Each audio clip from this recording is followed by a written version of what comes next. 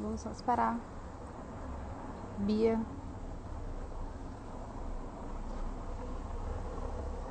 Opa.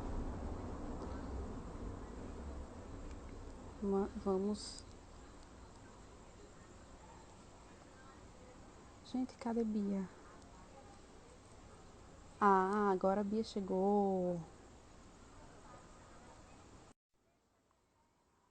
Easy. Sejam todos muito bem-vindos. Daqui a pouco Daniela está chegando. Vamos conectar com Bia. Cheguei! Olá, tudo bom? Tudo ótimo, Amanda. E você, como é que fomos de final de semana?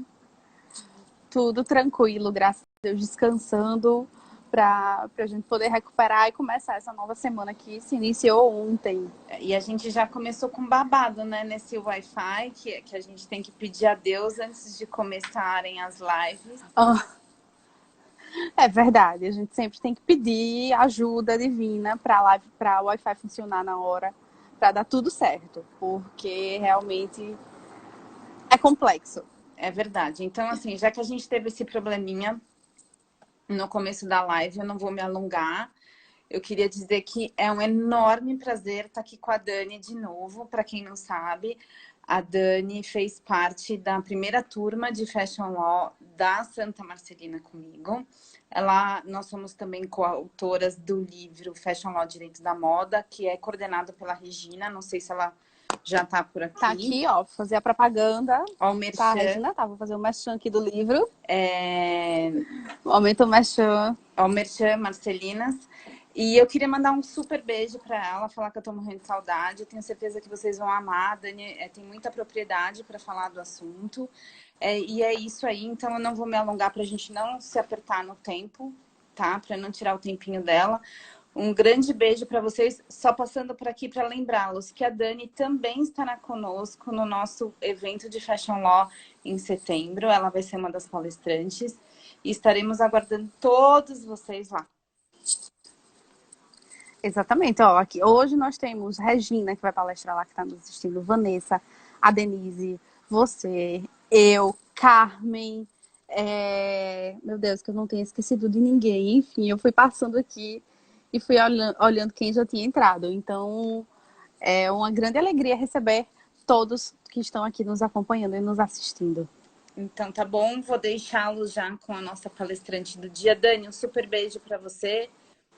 Até mais, gente. Vejo vocês na quinta, só passando para lembrar que a gente já está com as últimas vagas para a palestra da Astrid, que vai ser feita numa plataforma privada, tá? Então, quem tiver interesse, já manda mensagem aqui pra gente, tá bom? Só Beijo mandar para um direct. vocês. Tchau, tchau. Tchau, Bia. A Bia.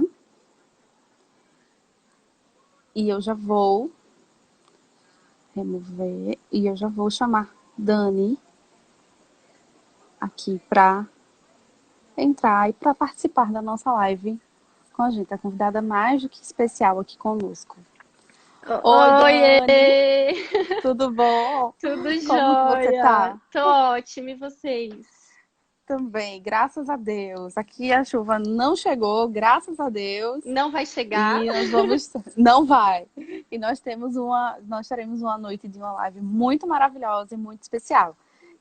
Eu vou apresentar a nossa convidada de hoje, que é Daniela Favaretto, que atua 15 anos na área do direito empresarial, com ênfase em contratos, especialista em Fashion Law pela Faculdade Santa Marcelina, possui Master of Laws em Direito dos Contratos pelo INSPER, especialista em Direito Penal e Processual Penal pela Escola Paulista de Direito, professora do módulo de contratos no curso de pós-graduação em Fashion Law da Faculdade Santa Marcelina e vice-presidente da Comissão de Estudos em Fashion Law do Instituto dos Advogados de São Paulo, o IASP. Eu quero agradecer muito por você ter topado. É um prazer enorme recebê-la aqui. Então, deixa esse primeiro momento para você fazer uma breve introdução, enfim, dar o seu parecer, enfim, falar o que, Tá o que certo. lhe for pertinente. Na verdade, queria começar agradecendo, né, esse convite. Fiquei muito feliz em poder participar desse bate-papo com vocês. Eu venho acompanhando as lives desse projeto que você e a Bia estão aí comandando, sempre de muita qualidade, com ótimos profissionais. Então, realmente é uma alegria poder discutir um tema que eu gosto tanto, que é o Fashion Law, né? Nesse projeto, juntamente com a Bia, que como ela mesmo disse aí no comecinho, na introdução, ela foi minha amiga aí de grandes discussões acerca do Fashion Law durante o curso de pós-graduação na Santa Marcelina. Então, realmente, me alegra muito estar aqui com vocês. Espero poder contribuir um pouquinho. Vai contribuir com certeza. E você que está nos assistindo, se você estiver gostando da live, é só clicar nesse aviãozinho e enviar para outras pessoas que você acha que vai gostar do nosso conteúdo e clica no coraçãozinho e segura, porque clicando no coraçãozinho e segurando dá um maior alcance para a nossa live, mais pessoas poderão entrar aqui e nos acompanhar, tá? Eu queria saber o que é que você vai abordar, principalmente dentro da nossa live de hoje, fazer uma introdução inicial acerca dos conteúdos que você vai trazer para a gente Tá hoje certo. aqui. Bom, a ideia assim do bate-papo que eu pensei em trazer aqui para vocês é falar um pouquinho dos aspectos práticos, né, dos efeitos da pandemia nos contratos da indústria da moda. A ideia não é discutir os aspectos técnicos, jurídicos, as medidas previstas na nossa legislação, porque inclusive isso já foi um tópico abordado por vocês aqui na live, acho que, se não me engano, pela doutora Carmen, né? Isso. Então, a ideia é realmente trazer a parte bem do negócio, né? Trazer como que, assim, quais são os contratos mais sensíveis nesse momento, como o mercado está se comportando, quais são as medidas, o que as empresas devem ter em mente antes de pedir uma revisão ou uma rescisão do contrato. A pandemia foi o isolamento. E aí, com isso, fez com que diversas empresas fossem fechadas, já que aquelas que não fossem consideradas essenciais. E aí, nesse cenário, então, antes de eu entrar um pouquinho nos contratos, surgem muitas questões relacionadas às consequências jurídicas, né, dessas medidas. Então, pensando no universo dos contratos, na prática, eu acho que as empresas estão se deparando com duas situações. Primeiro, são aqueles contratos que não foram concluídos. Como assim não foram concluídos? Preocupa? Sim, preocupa. São aqueles contratos que estavam em negociações e que, em razão da própria pandemia, acabaram sendo estancadas, né? Então, acho que nesse caso, é importante que as empresas, quando elas retomarem essas negociações, elas tenham em mente que elas não vão poder olhar para esse contrato da mesma forma que elas olhariam se nós não estivéssemos vivendo uma pandemia, né? Essa crise sanitária sem precedentes. Então, é importante que elas estipulem as cláusulas com a devida cautela, né? Considerando a atual situação e os possíveis desdobramentos dessas cláusulas. E eu acho que, assim, se as partes agirem com esse cuidado, certamente elas vão evitar que haja uma judicialização desse contrato no futuro, né? Elas vão conseguir passar até o final do prazo de vigência com equilíbrio contratual. E aí a gente tem um outro cenário, que é o que mais preocupa e que surge muitos questionamentos. Os contratos que foram concluídos, né? Os contratos que foram firmados um tempo atrás, antes do estado de pandemia. E por que esse medo, esse questionamento? Porque, de fato, muitas empresas não são, ou daqui a um tempo não serão capazes de cumprirem com as suas obrigações que foram anteriormente assumidas. E aí, na nossa legislação, muitas perguntas que surgem a nossa legislação, eu tenho como me proteger? Eu posso invocar certas cláusulas, enfim, certas medidas? Sim, eu digo para vocês que sim, né? O nosso ordenamento jurídico, diferente de alguns, como é o caso do sistema anglo-saxônico, ele possui normas que prevêem expressamente as hipóteses de caso fortuito, força maior, ou que haja um desequilíbrio contratual, né? Então, o que isso significa? Que as partes, elas não precisam ter previsto essas cláusulas no contrato, né? Para poder invocá-las agora. Mesmo que elas não tenham colocado, elas podem invocar. E aí o ponto que, na verdade, surge, que acho que é importante fazer uma reflexão, é no seguinte sentido: não basta invocar a revisão ou a rescisão desse contrato, né? Sob a alegação de um fato imprevisto e imprevisível. Porque, de fato, o que nós estamos vivendo hoje é, sem dúvida, um fato imprevisto e imprevisível, né? Que ninguém estava esperando. Mas o importante é verificar nesse instrumento se esse fato imprevisto e imprevisível, ele afeta a capacidade de uma das partes cumprir o que foi acordado, né? Esse ponto ainda foi muito debatido num webinar que teve essa questão da imprevisibilidade, né? No webinar promovido pelo Migalhas, com grandes doutrinadores, logo no comecinho que teve a decretação do isolamento. Eles falaram exatamente isso. Será que as partes, elas têm que ter esse cuidado? Não pode aproveitar a situação de agora em detrimento da outra parte, né?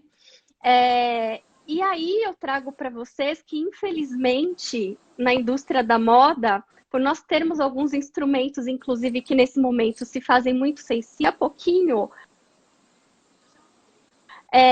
existe um movimento hoje chamado Covid-19 Brand Tracker. Eu não sei se vocês já ouviram falar dele. Esse movimento, numa tradução mesmo ao pé da letra, seria um rastreador de marcas. E o que ele vem fazendo, na verdade, é monitorar como as marcas elas estão se posicionando frente aos seus fornecedores e às suas obrigações trabalhistas.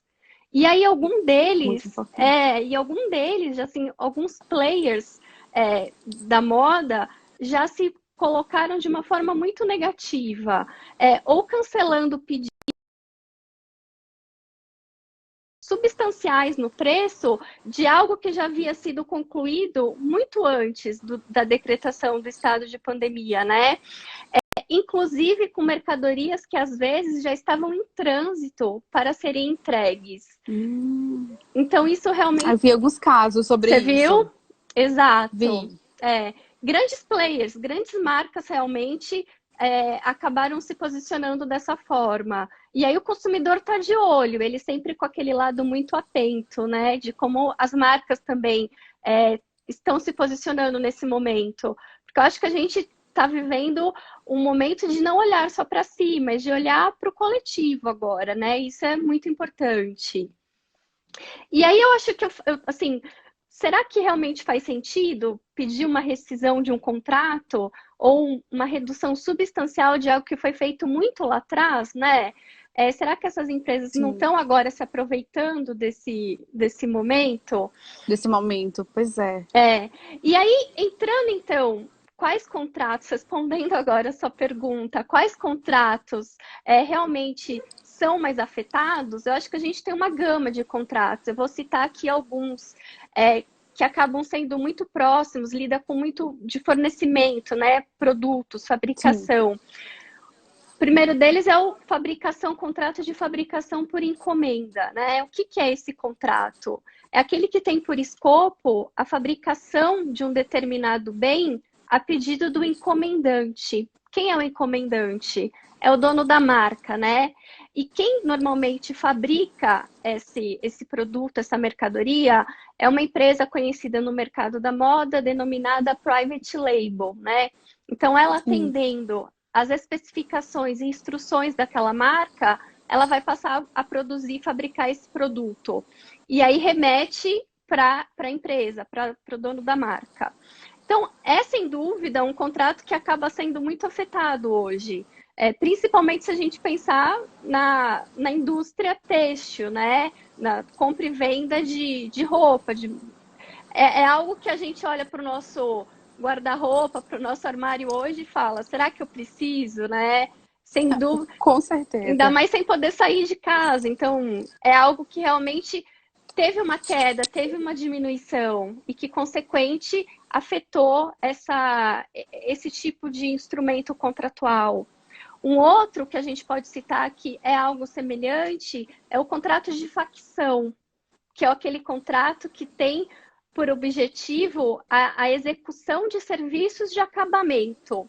Então, assim, a empresa, né, a marca, ela não consegue finalizar esse produto, ou porque não tem um maquinário, ou porque é algum detalhe muito específico e que ela não é capaz. Então, ela fabrica esse produto, vamos pensar numa calça, num shorts, manda essa mercadoria para essa empresa, que aí vai, então, ou colocar um botão, um zíper, fazer um bordado, e aí remete novamente para a empresa.